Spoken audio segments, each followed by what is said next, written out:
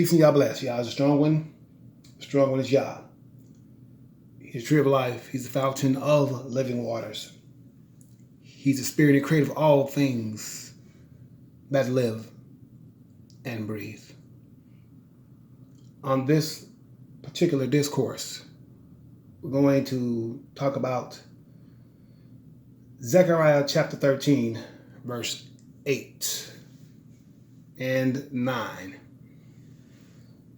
And what you are seeing in front of you is basically like a pie chart, and it kind of gives a visual of what's being said right here in Zechariah chapter 13, verses 8 and 9. Gives you a visual representation of what will happen in the land of Israel later in the future. Now, the way that we definitely see it is that it won't all happen at the final battle, but it'll be happening all along, as we crescendo to the last and final battle of the earth that God himself fights. We don't fight that battle. Okay? Now, in the future, there will be some battles we'll have to fight in the land of Israel, dealing with, the Assyrians and the Temple Mount. But outside of that, Yah fights the rest. Now, WW3, or what they call World War III, won't concern Israel, because Yah is going to put a shield around us to shield us from what's going to happen in that particular battle. That battle is going to be between mostly the war theater actors will be the United States of America and the Medes, or what they call Persia, Iran today. Okay? But, we also know that many nations with them. Now, it doesn't mention who those nations are. It just mentions that there'll be many nations with them whenever that one goes down. And it's really not far from going down, as many of you all can see if you keep up what's happening in the world, okay? Everything is not staged. Some of these things are very much real, okay? But as you can see here, Zechariah 13, it says 1/3 shall be saved and 2/3 shall die. Not talking about the world. It's talking about in the land of Israel, for all the inhabitants who come back there. Because people are going to go back to the Holy Land, believe it or not, and go back to their same ways that they're doing today in the door to Babylon. So that's why the Most High is going to allow that to happen. Okay? These 2/3 that's going to perish out of the land of Israel. Okay? It's not talking about the rest of the world. It's talking about in the land of Israel. 1/3 to be saved, but 2/3 are going to die. So let's read about that, okay? Why it's going to happen. Zechariah chapter 13, okay? And let's start at verse number 8. And it shall come to pass that in all of the land, it's talking about Israel, okay? Saith Yah, 2 parts therein shall be cut off and die. But the third, read carefully, but the third shall be left therein. Okay? That's your pie chart right here. Okay? The third shall be left therein, but 2/3 is going to die off. I mean, cut off and die. Okay? Because they're not going to be doing what they're supposed to be doing. Okay? They're going to get back there and, after Yah forges this brand new everlasting covenant with, the house of Israel, okay, and the people who are there, the inhabitants, the strangers who come back with us, who qualify to come back, okay,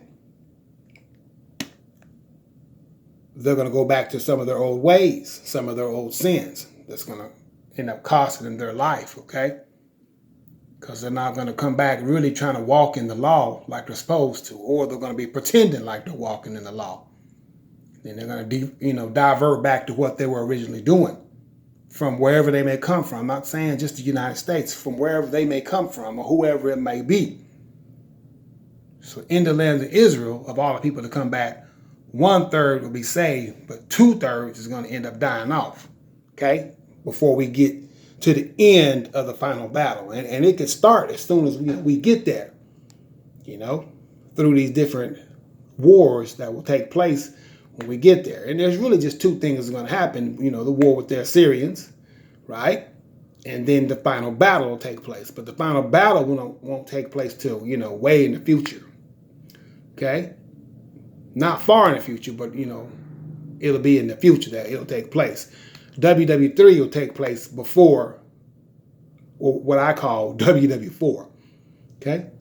WW3, between the daughter of Babylon and the Medes, that'll take place before the last and final battle. Okay? All right? So let's find out what's going on here. Okay, verse number 9. And I will bring the 1/3 part through the fire. Okay? Because Most High is going to be trying people, as we, go all throughout that situation. Okay? And will refine them as silver is refined. And will try them as gold is tried. They shall call on my name. Okay? And I will hear them. I will say, it is my people. And they shall say, Yah is my God. You hear that? Okay? Because there's going to be a lot of stuff going on during that time. Okay? Third temple being built and all these things that are going to be happening during that time. And as we go along through this refining process, because Yah is going to be refining all of mankind, okay? All the humans on the earth at that time that get over to Jerusalem, like I said, they're qualified to come to the land. Yah is going to be refining us, okay? Refining us, okay? Refining us by teaching us the law and us teaching the law to the strangers, okay? He's going to be taking us through a refining process so we can be the best possible children of Yah that we could ever have been, okay? Especially after he forges this brand new covenant, brand new everlasting covenant that will last forever. Okay, that's in Jeremiah 31. When you guys read that, it reads just as that. It's a brand new everlasting covenant. Okay, and we're not going to teach about Yah like I'm teaching you on this video today. There ain't gonna be no more. Do you know Yah? Do you know Yah? I'm not gonna ask you guys that question no more, because the Most High said everybody's gonna know Him, from the least to the greatest. Okay, all over the world, worldwide. Okay. So that's what this thing is about right here. So don't let it scare you when you see it. It's not talking about the whole entire world. It's talking about just in the land of Israel. Okay? That this 2/3 is going to be, cut off and die. But a 1/3, the Most High is going to bring through the fire. And He's going to refine that 1/3. Okay? All right? He's going to refine them as silver is refined. He will try them as gold is tried. Okay? This is Yah that's going to do this. Okay? With the inhabitants of the land, okay, during that particular time, all right? So I imagine this process will be going on from the time we arrive all the way going down to the end of the final battle, which Yah himself fights. Now, so let's talk about that final battle, okay? Let's talk about that, because we need to talk about that, all right? In Ezekiel 38, it talks about how these nations are going to come against the land of Israel in the future, okay? Well, I need to give you guys some background on that, okay? Now, you can also go look at this, what's called the War Scroll in the Dead Sea Scrolls, okay? In the Dead Sea Scroll, there's a scroll called, literally, the War Scroll, okay? That's what it's called, or the Scroll of the War, okay? Now, what is it? It's the battle of the sons of light against the sons of darkness. Okay? It's a good read. It kind of reminds me of Ezekiel 38. That's the only reason why I'm recommending it, because I don't go outside the book of remembrance, for generally anything, even though I read all these books, in the past. But it's called the Scroll of the War, or the War Scroll. And you can find that within the Dead Sea Scrolls, right? That they found at Qumran, okay? Along with the rest of the scrolls. But anyway, okay? Not sure of the validity of the Dead Sea Scrolls, Okay, because I read through them. Some of it seems a little sketchy. But anyway, it's called the War of the Sons of Light against the Sons of Darkness. So it kind of reminds me of this war that happens here in Ezekiel 38. Turn there in your Bibles, okay? And we'll read a little bit of that, okay? Chapter 38 of Ezekiel. All right, go there. And the word of the Lord came unto me, saying, okay, son of man, talking to Ezekiel, set thy face against Gog, the land of Magog, right? Okay, the chief prince of Meshech and Tubal, and prophesy against him. Okay, because the people act like it's such an encrypted thing to know who these characters are. It's not really that hard to figure out who it is. Okay, and say, thus saith Yah God, behold, I am against thee, O Gog, the chief prince of Meshech and Tubal. Okay, and I will turn thee back and put hooks into thy jaws, and I will bring thee forth, and all thine army, horses and horsemen, all of them clothed with all sorts of armor, even a great company, right? Okay, big army, right? With bucklers and shields, all of them handling swords. Then it begins to tell you who the war actors are, in the war theater, right? During this final battle, okay? This war, the sons of light against the sons of darkness, okay? Persia, Ethiopia, and Libya with them, all them with shield and helmet. Gomer and all his bands, the house of Togarmah and the north quarters and all his bands, and many people with thee. Okay? So it's just giving you the lowdown on what's going to happen in all the different nations that are going to try to come against the land of Israel later in the future. Okay? This has nothing to do with the Edomites. Okay? Nothing to do with that. This is when the true children of Israel return to the land after this next Exodus. When we return to the land in the future, okay, after the temple's built, way after that, right? This war is going to take place. But it's not a battle that we're going to fight. It's a battle that Yah himself is going to fight, okay? This one, we're going to sit this battle out, okay? We're not going to have anything to do with this battle. Yah himself is going to fight this battle, okay?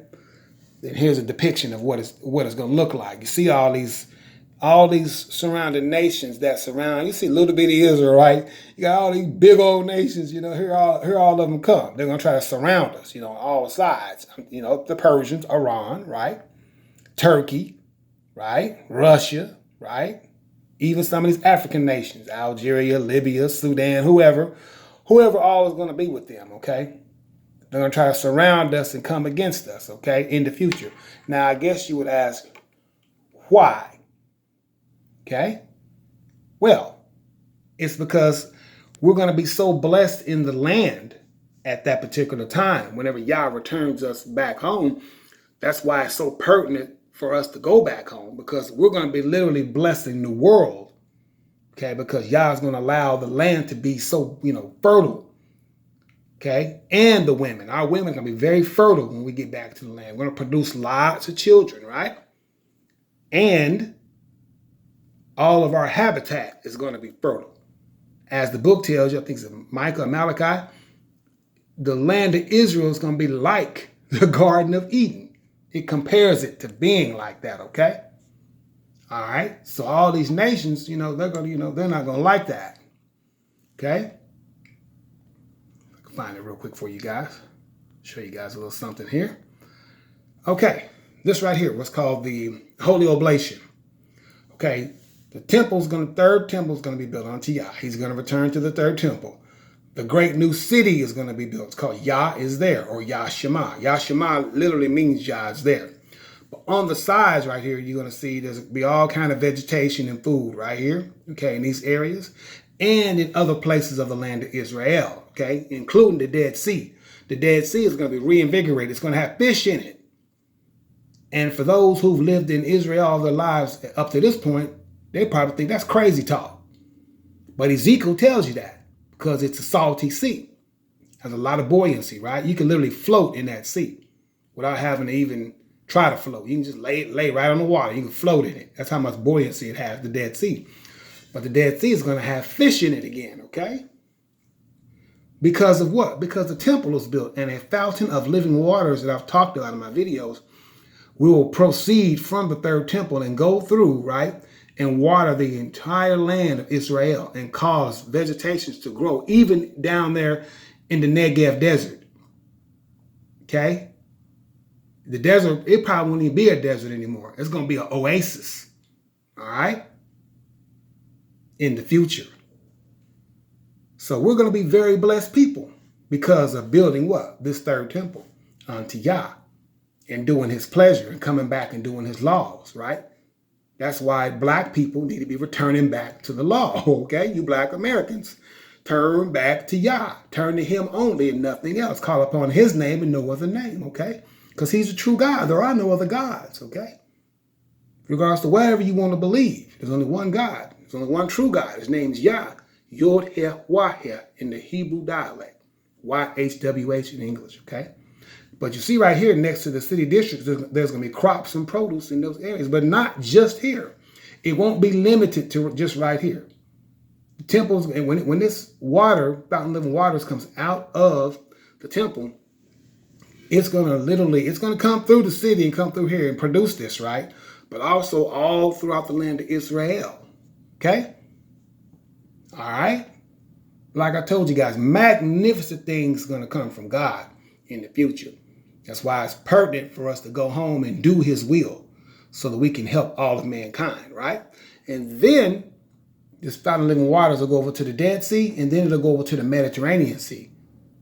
And from the Mediterranean Sea, it'll heal all the rest of the oceans of the world that they polluted with all kind of plastics and all kind of oil. You remember that BP, right? British Petroleum, that oil spill? Okay, they kind of, cleaned up, but probably didn't clean up very well. Okay, all that stuff, man. Those oceans have to be cleaned. The whole entire, oceanic ecosystem needs to be reinvigorated. And that's what's going to happen when the third temple is built. Okay, so we're going to be over there living real good, kicking it real good. Okay, as I told you guys, we're going to be, ruling over, the heathen.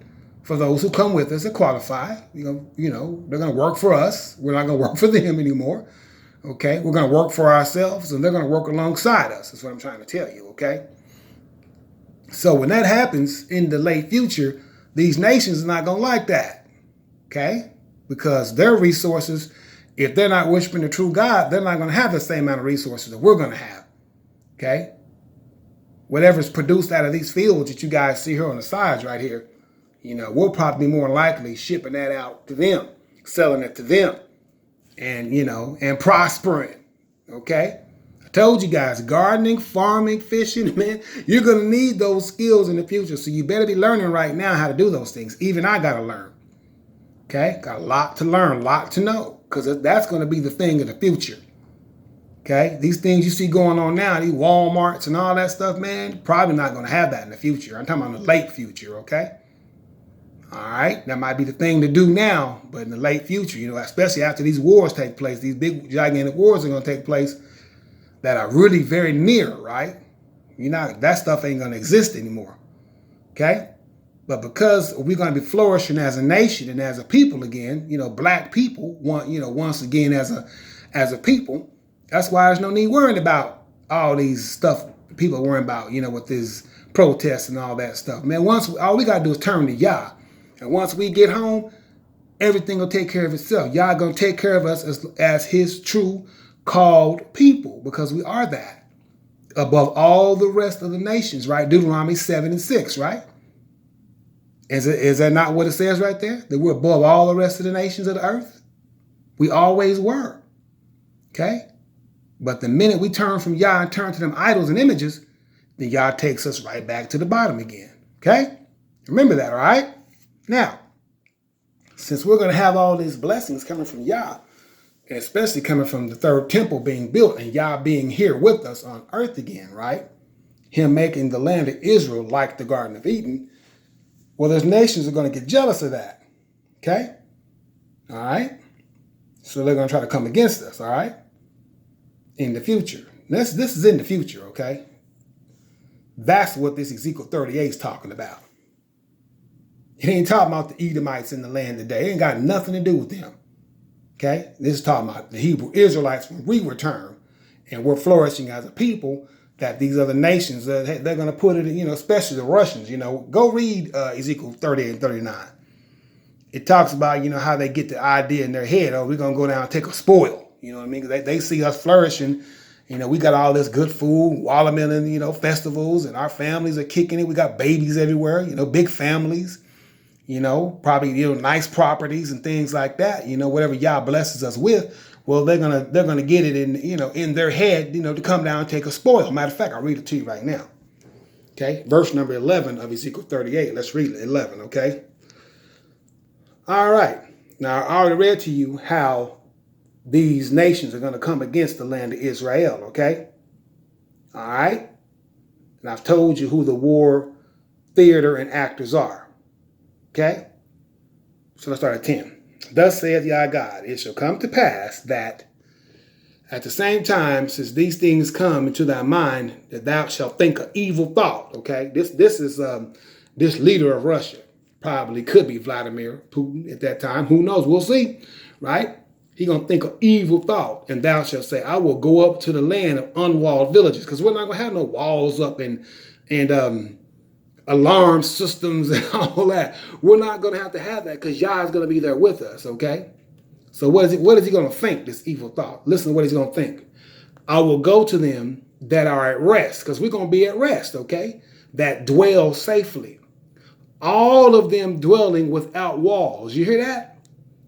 And having neither bars nor gates. We ain't going to need all that because we're going to be there with Yah, okay? So this is that evil thought that they're going to get in their mind, all these nations, all right? This is, like I said, this is in the late great future. So what are they going to think? Okay, because they're going to see us at rest, okay, after we come out of this captivity. Dwelling safely, no walls needed, big old, like you see the Western Wall, like around the, Jerusalem day. We don't have all that stuff no more, okay? Neither bars nor gates, ain't gonna be no more locking your doors all tight. You know what I mean? We ain't gotta lock our doors all tight and turn on alarm systems and, all that fear we have in North America. Somebody gonna, get in your window or whatever the case is, try to break in, whatever the case is. We're not gonna have them fears anymore. Okay, because we're gonna come out of North America and come back to the land of Israel. So that's why they're thinking this evil thought. They're gonna say, okay, well, they at rest and they dwelling safely without walls, neither having bars or gates. So what are we going to do? We're going to go down to what? To take a spoil and to take a prey. You hear that? That's the evil thought in their mind, okay? To turn thine hand upon the desolate places, right, that are now inhabited, right? Because there's going to be a lot of people in the land of Israel at that time, right? Okay, and upon a people that are gathered out of the nations. You see that? Okay, because it's going to be people coming from the four corners of the earth. The same thing it tells you in Jeremiah chapter 23, verse 7 and 8. Okay, and upon the people that are gathered out of the nations, right? Which have gotten, check it out, which have gotten cattle and goods, right? Okay, that dwell in the middle of the land, in the midst of the land, okay? All right, now I'm not going to read the entire thing to you. I want you guys to go read yourself in Ezekiel 38 about this final battle, okay? Because this is the final battle of the earth, all right? But that's the thought they're going to have in their head. They're saying, oh, man, they at rest, man. They dwelling safely. They dwelling without walls and neither bars nor gates. They don't need alarm systems, nothing like that. They don't need security. Yah is going to be our security, right? Okay? So they're going to say, well, shoot, let's go down and take a spoil then and a prey. Let's go down and get some stuff, man. Because they're going to be jealous, because Yah is going to be blessing us. You know what I mean? Because we came back out of this captivity, this final exodus. We done came back to the land and we've gotten cattle and goods, and houses and things and children and, probably farms and gardens and all kinds of things, right? That we're going to have in the land of Israel in the future, right? But that's what they're going to say. Well, man, okay, well, let's go take some things then. Because we ain't got it, these other nations, okay? That surrounds us. They ain't gonna have the blessings we're gonna have, especially in the future, because water is it's scarce around the world. Okay, it's one of the most needed resources of all the resources, okay? Not necessarily energy products, like you think, solar panels or wind energy or, electric energy or any of that stuff. That stuff really don't matter as much as water. Water is the single most important element on this earth, okay? But in the future, you're going to see definite shortages on things like that, okay? So we're going to be so blessed in the land of Israel and some of the heathen who come with us, right, who qualify. We're going to be so blessed. These other nations, that's the thought that's going to come into their head. Oh, man, let's go down there and take a spoil. People, they down there dwelling safely, man. They came out of America and from all the four corners of the earth. They down there dwelling safely without walls, man, without bars or gates up. Doors wide open.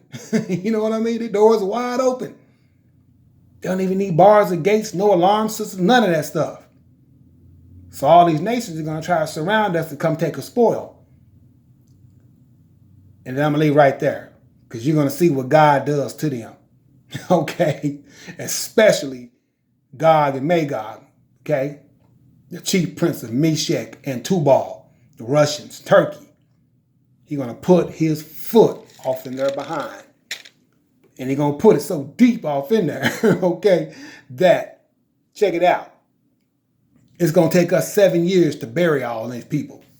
And the Most High cuts them off out of the land.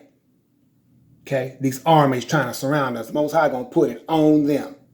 So it's nothing to fear, no worry about. All right? All right. So let's go to verse number 22, okay, of chapter 39, okay? So the house of Israel shall know that I am Yah their God from that day forward. And the heathens, here's what the heathen's going to know.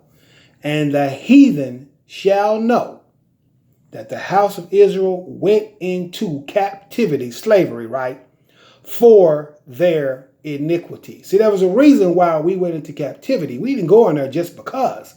We went into slavery for 400 years because of our iniquity. Yah just explaining this to the whole world, okay?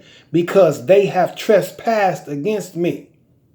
Therefore, I hid my face from them, okay? Made us do what? Go worship idols and images like Jesus and Muhammad and Krishna and Vishnu and Buddha and all that stuff, anything else, right? Because the Most High did what? He hid his face from us, okay?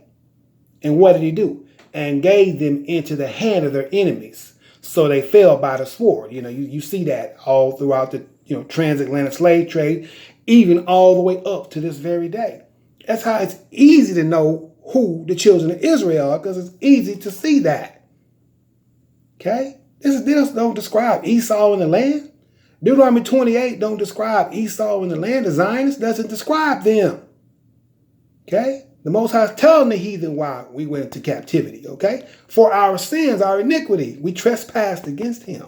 So he hid his face from us and put us in the hand of our enemies. So they all fell by the sword. Does that describe Esau in any kind of way? Not at all. Especially whenever you go to Deuteronomy 28 about the curses, right? And the blessings. And right now we're underneath the curses, okay? But the 400 years has expired, so it's time for us to get out of here. That's why Isaiah 27 tells us what? That, hey, they got to cause us to take root back into the land of Israel, okay? They got to cause us to take root, okay? So go there and read Isaiah 27. It has to happen, okay? We have to go back home from where they got us. And the people who came and got us are the main theater actors who got to take us back. Just like that. Okay?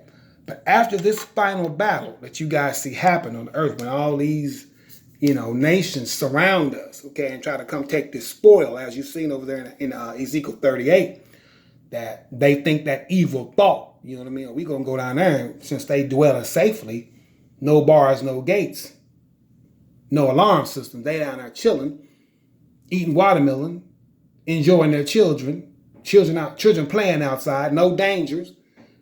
Okay? Well, we're going to go down and take a spoil from them. And then Yah destroys all those armies. And there's so many bodies, everywhere that we got to go clean that whole scene up. Okay? All right? We got to go in. You can read that in Ezekiel 37, 38, 39. You read the whole thing, right? How that's going to go down. This final battle right here. And it's the final battle of the earth. Okay? After this final battle, there'll be no more war on earth ever again. That takes us to Isaiah chapter 2. Go there and let's read, okay? So this is what's going to happen, okay? Verse number 2, and it shall come to pass in the last days, you hear that? That the mountain of Yah's house shall be established in the top of the mountains and shall be exalted above the hills, and all nations shall flow into it. So everybody going to come to the third temple, okay? Doesn't, even the heathen, okay? Now, that doesn't mean they can stay there. It just means they come to the temple, okay, to worship before Yah. Now, listen to verse number 3. And many people shall go and say, come ye, let us go up to the mountain of the house of Yah, right? The house of God, right? Of Jacob. And he will teach us his ways, and we will walk in his paths. For out of Zion shall go forth the law and the word of Yah from Jerusalem. Okay? And he shall judge among the nations and shall rebuke many people. Right? And they shall beat their swords into plowshares. A plowshare is a farming tool. Okay? And their spears into pruning hooks. Use those for fishing. Right?